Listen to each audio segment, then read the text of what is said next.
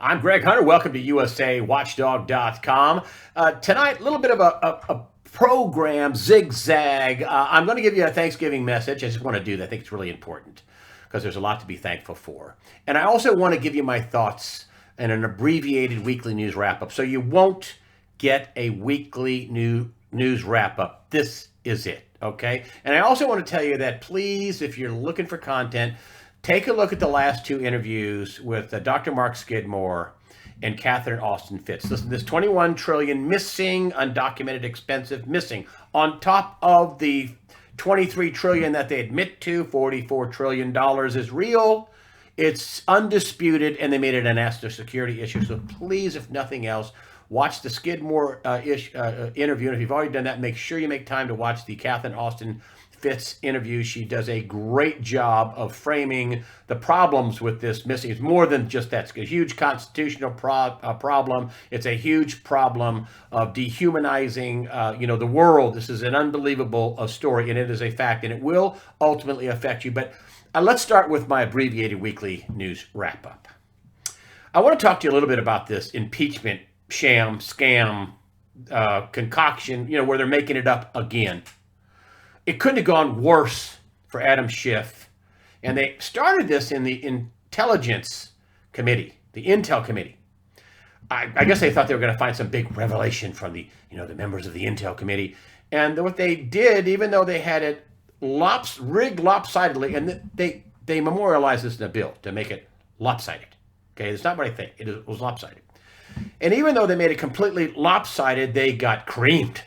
The only thing that came out was exoneration of the president, including they kept a testimony a secret from an OMB guy that Obama installed that basically said, Trump wasn't holding up the money, and this was just a pause for them to do their normal due diligence, and he wasn't holding up the money. And they held that. Anything that helped Donald Trump, they tried to hide it. They tried to put it off. They tried to redact it. And of course, their own witnesses got creamed. The number one soundbite of the entire impeachment proceedings was Ambassador Sondland, who said, when asked about it, did you talk to the president? Yeah, I talked to the president, and I asked him, what do you want from Ukraine? And the president said, nothing. I want nothing. No quid pro quo. No quid pro quo. Just have them do the right thing. Do what the president ran on, President Zelensky. That was it, folks. That was the only time any one of the witnesses directly talked to the president about what he intended for Ukraine. And even if he did hold up the money, we have a treaty that was signed by Clinton with Ukraine. In the treaty states that we're going to hold up any kind of money, and we're going to make sure we don't give money where corruption is going on. That's how bad the corruption has been for a couple of decades in Ukraine. We had a treaty. It's the president's duty to make sure he doesn't give money to places where they're just sucking it up in corruption, and just a few people are getting the money and not really going what it's intended for. But I digress. That didn't happen. He didn't hold up the money. They got the money.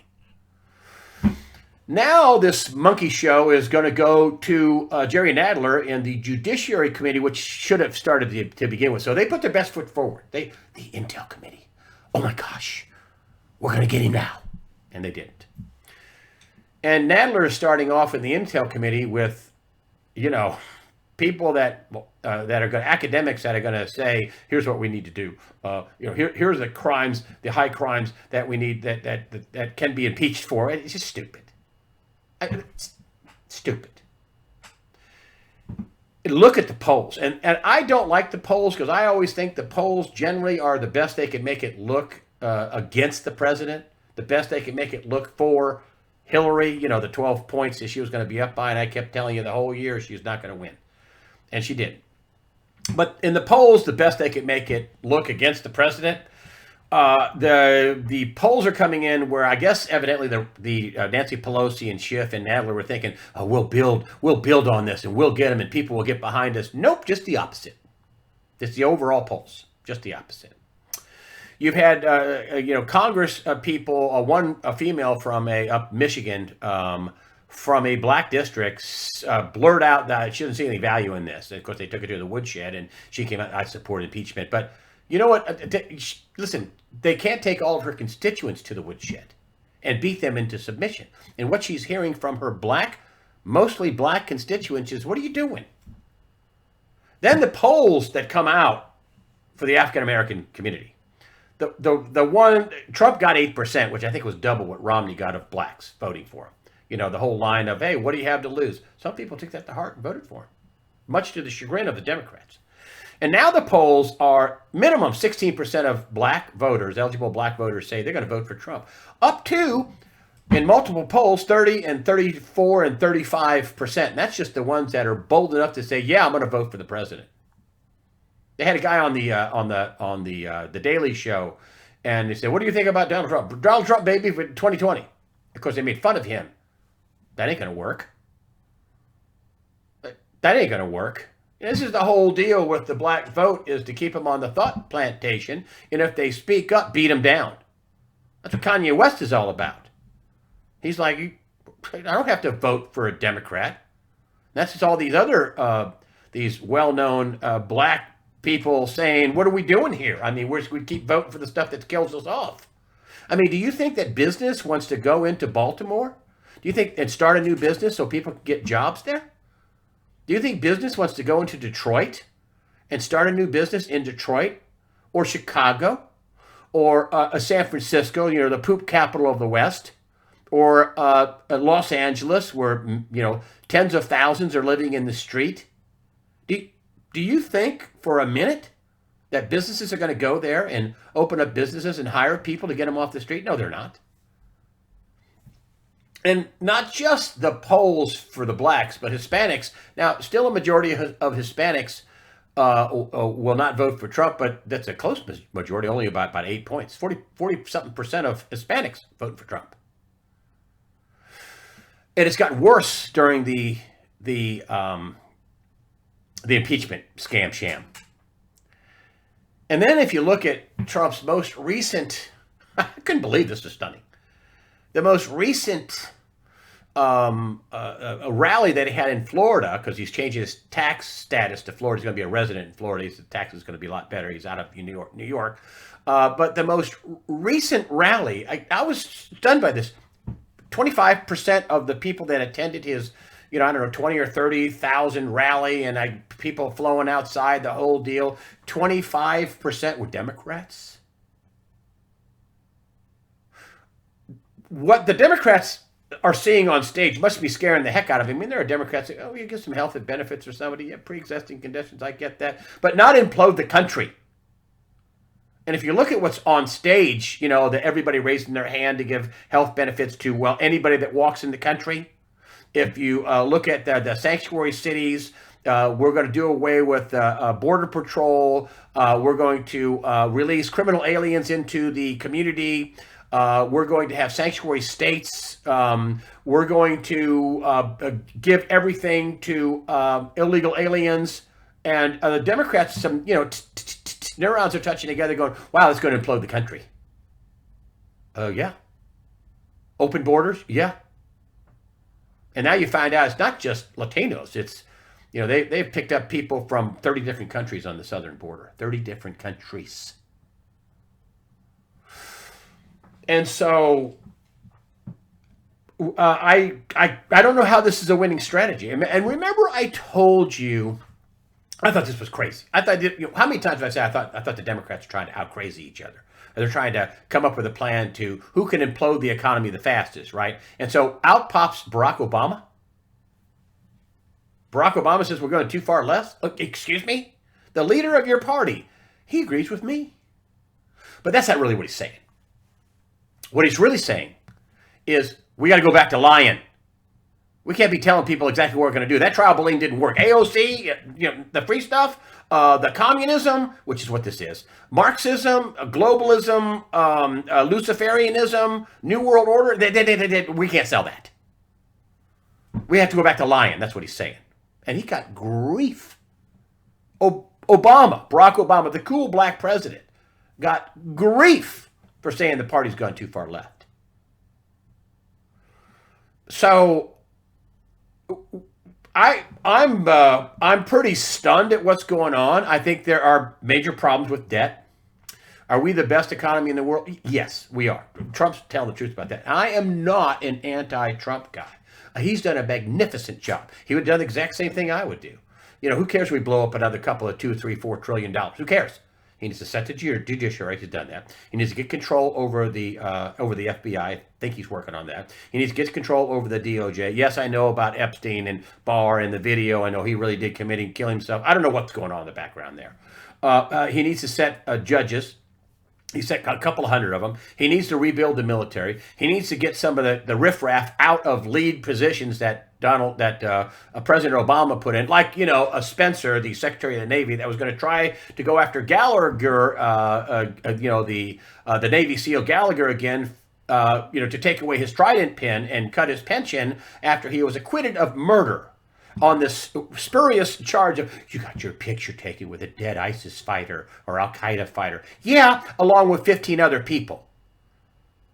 And then you find out that Spencer was in contact with the White House and he didn't tell the Secretary of Defense, Esper. And basically Esper, the Secretary of Defense, fired him for lying. Trump had to call Esper, his Secretary of Defense, to talk about his Secretary of Navy, Spencer, on a Sunday. Would have loved to have been a fly on the wall on that conversation. I just reinstated his rank. I thought this was over. And he didn't just do it by a tweet either. Don't think for 1 minute he just did it by a tweet. Of course, he was in contact with the Secretary of the Navy who's going to go, oh, no, we'll take care of it. No, everything's okay. It's good. Lie. He got fired for lying. And this was the guy that Trump put as the head of the Secretary of the Navy. Got rid of him. Good. And what do you say? And I want you to take special note of this. Note number one. Hey, somebody got fired for disobeying the president. What they wanted to say was, well, this is like, you ordering the FAA to give your son a pilot's license when he didn't know how to fly. No, it's not. You're in cuckoo land. Somebody got fired for disobeying the president, and rightly so. And he did get fired by the president. Can you imagine Esper going, no, allow me, Mr. President. Keep your hand. I'll fire him. He lied to me. No problem. He lied to the president, too, actually. Trying to pull this thing where they're gonna put him in some kangaroo court and take away his Trident pin and take away a big chunk of his pension after putting his neck on the line, killing terrorists is what we sent them over there to do, which he did. And what did he say in his rally? That he stuck up for three military rank and file against the deep state? We get into a tight situation. Do you think the rank and file are going to listen to President Trump or these douche weasel admiral and generals that Obama put in? Yeah. There's a reason for that, folks. Take notice. Take notice as to what he was doing. Oh, I think these people were unjustly done, and it was a twofer for the president. Number one, it's unjust, and I'm going to fix this. And number two, I want them to know that I got their back, which is what he said. I got your back. I'm not going to stick you out there and then prosecute you for killing people is what we sent you over there for. I mean, that's what the military is about, right? When you're trained to be a Navy SEAL, you're being trained not to garden, or you're not, to be a prison guard, or you're trained to kill people efficiently. So don't send them over there if you don't want people to die. It's my thing. And so he was, not going to prosecute, giving them a message. We're not going to send you into war and then prosecute you for doing what we asked you to do. And that is the end of that. But that was a strong message. Number one, disobey the president and you're going to get fired. And number two, he has the backs of the rank and file. So you all at the top better listen to my orders, because these guys on the bottom, the ones with the guns, they're going to listen. They're going to be on my side. That's important, folks. Now this thing is going to go to, I'm going to go back briefly to the impeachment thing, which I think is a giant political miscalculation, screw-up of screw-ups, disaster. I don't know what you want to call it, but Nancy Pelosi and Schiff and Nadler and the other top Democrats, Perez, I cannot be looking at this going, this is going great. Let's send it to the Senate,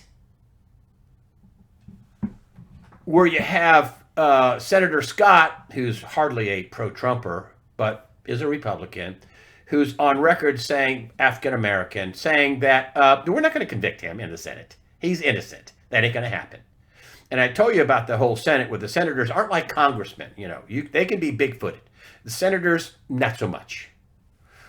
This is going to be a disaster in the Senate. And then what else has come out? Not only was Trump exonerated, but the Biden thing. Oh my God, deeper and worse than anybody ever imagined. And there's all kinds of other players in the deep state, and Schiff's involved, and Romney's involved, and Hillary Clinton's involved with her foundation, and Pelosi's son is on the board, and all this other stuff comes out. Disaster.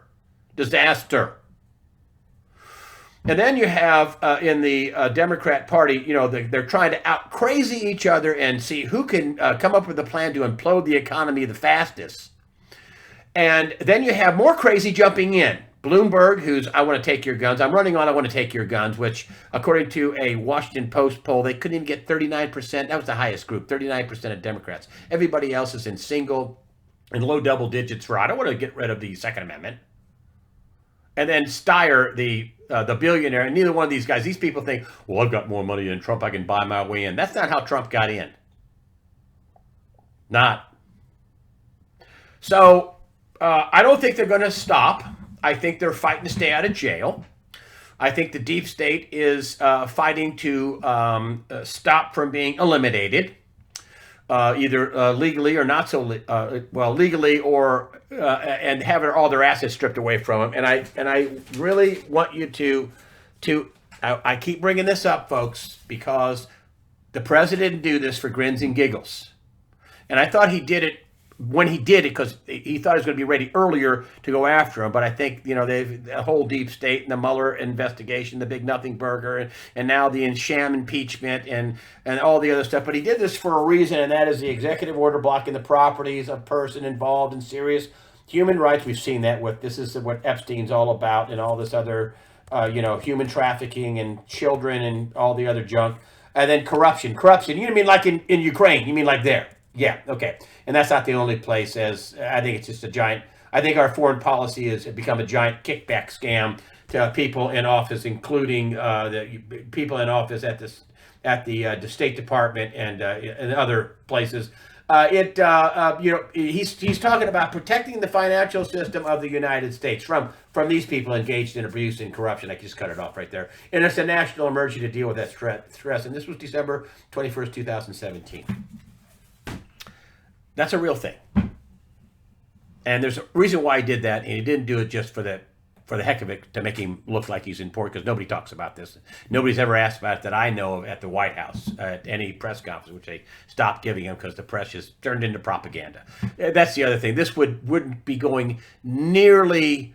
this would be going even worse if the press wasn't a propaganda machine that it was. Even my local paper just print outright lies and didn't correct the thing. The Drudge Report, outright lies, and then push the lie down in the front page of the Drudge Report. No wonder why they've lost 200 or 300 million viewers of the Drudge Report. Total scam. All they're doing is publishing the headlines from legacy media. So it's a total scam. They're not publishing Breitbart or Gateway Pundit or InfoWars or any other, Town Hall or Big League Politics or any of the other, or USA, although I did get one story on there recently, one economic story, through somebody that scraped it and, whatever. But anyway, so folks, we live in dangerous times, and these people are desperate, and the noose is tightening up around their neck. And I think at some point they try to kick the economy over. Even though Donald Trump has done a fantastic job pumping it up, and he's done a fantastic job of buying time so he could set all these, the judiciary, the military, get the military replenished, get this part of this wall built up, get the FBI cleaned out, the State Department, his people involved, and the CIA. I don't know what's going on with CIA. Gina Haspel, I did nothing. Crickets from her. Not a word. Not a word. Her employee is the whistleblower, Eric Charlie. The whistleblower. Her employee. You know that Trump's called over and said, hey, yo, Gina, what's going on? What? Your employee. Did you know this? Something's up with that. They've been talking. Don't think they haven't. It's just like him calling the Secretary of Defense on Sunday. And Shazam, the guy that was going to try to screw over the Gallagher, who the president just reinstituted his rank and his pension, which is he's gonna be out. I think the 30th. Um, got fired, and he's whining about how I couldn't do. You are a liar. That's what you are. Former Secretary of Navy Spencer, you're a liar. You were fired for lying. So all that to say this, we got big teetering wickety whack problems in the economy. Yes, they keep selling. Oh, we're gonna get another 15%. I heard somebody say this on Fox Business. We're gonna get another 15% next year. I don't know about that. Really, I don't know about that. I do know there's a lot of debt, and it's going to have to be dealt with in some way. Okay, so make sure you put yourself on guard. Another thing that I thought was very interesting, and I had a conversation. Now, you didn't hear this. I did a short thing on the interview with Catherine Austin Fitts. She's never really been that big of a gold person. She's always said you should have enough gold to bribe the guards. In other words, a core investment. She's always said that, but she's now saying I think it's a good investment. Given what's going on with the currencies, not just the dollar, but the money printing around the world, the crazy time of fiat, we got to pay off these bonds and we can't let anything default land around the world, not just the U.S. She thinks that it's in a good investment scenario. But listen, you got to be careful. I consider it all a core investment. You don't buy this to make a trade. I don't sell it. I don't sell anything. Anyway, so just to let you know, that was a big turn for her. That she thinks now it's something that people should be investing in. So there you got it. Now I want to talk about my Thanksgiving message. I'm not going to go on too long about this. I just want to reflect on my preacher's name's Danny. And he was talking about Thanksgiving. These weasels are now the new thing now is that we want to do away with Thanksgiving because it's capitalistic and awful. And we call it Friendsgiving or whatever goofy thing the godless Marxists who believe in a black hole of nothingness want to do. It's Thanksgiving to who? God the Father. That's who it is. That's what this is about. Right? And he was talking about giving thanks, not just for the good things you have, but giving thanks for the struggles. You're supposed to thank God for everything, even your struggles. I think the struggles help you bring you closer to Christ, which is, what this is about. Wow, this will get me fired on network television, right? Talking about Christ, which is kind of cool. But anyway, but that's what the whole Bible's about, really, the Old and New Testament. It's all about redemption in Christ and salvation. That's what it's all about. And so, but he says you should be thankful for it all. Not just the good things, but for the bad things, the struggles. You should be thankful. And he also talked about, he's talked about this, and one of the things he said is about sin, and I'm a sinner, period. And he talked about the woman that was committed adultery, and they were getting ready to stone her, is how the story goes. And he said, let those of you without sin cast the first stone. Nobody threw a stone. And then he told the woman who was supposedly adulteress, she was an adulterer, at least that's what it says in the Bible, and said, sin no more. Go and sin no more. He didn't say go and have fun and party and, hey, you got a free pass, right? So at the end, I said to my preacher, I said, wow, what a great sermon. It was fantastic. I cut it way down. But I give you the nuggets. But what a great sermon. And now if I can only stop sinning. And of course he was like, oh, we all sin. You're just identifying your sin. He says, and you have to do that to be able to, to do better. You have to identify that you're a sinner and identify your sin. So just to let you know, when I talk about the Bible and stuff, I'm not a Bible scholar, and I'm not holier than thou. I have more sin than thou. I'm a sinner, but I just want you to be thankful for both the good and the bad, as my preacher Danny talked about this last week. I thought it was a great sermon. I had a lot of struggles with leaving the networks. It was tough, but the struggles, I prayed a lot, right? And so, and it helped me do better. And I ended up being fairly successful enough to be able to tell you the real deal without, getting fired from some legacy news organization that's really just propaganda now. I thought it was awful funny too, just before, that Trump during his rally was, they're lying, dishonest. You talk about the media on a big platform, in front of them. They're all they lie. There's at most of them, they all lie. Talked about his heart scare, which he said they left with me. They knew it was a lie. But anyway, I digress. I think Trump has branded the media as fake news. I mean, the legacy media is pretty much, I don't think they're ever going to recover, especially after this latest thing with the impeachment sham. I mean, they kicked the lion into high gear. I mean, there's no pretense at all of them trying to tell the truth. They just printed lies on the paper, and when the testimony contradicted the lies, they didn't correct it. They're just lying. It just lie. I don't know how they recover from that. I don't. But Thanksgiving, there will be no weekly news wrap up. I just gave you this, and also my Thanksgiving message, and be thankful for it all, the good and the bad. And with that, I will tell you to fear not. The evil wants you to be afraid. Don't be. They want you to be silent. Don't be. That's their weapon, fear. Don't be afraid. All through the Bible, it says, fear not. Don't be afraid. When the angels met with Mary, don't be afraid. I've got good news for you, right? Christ says, don't fear. Don't fear. I want you to be informed, okay?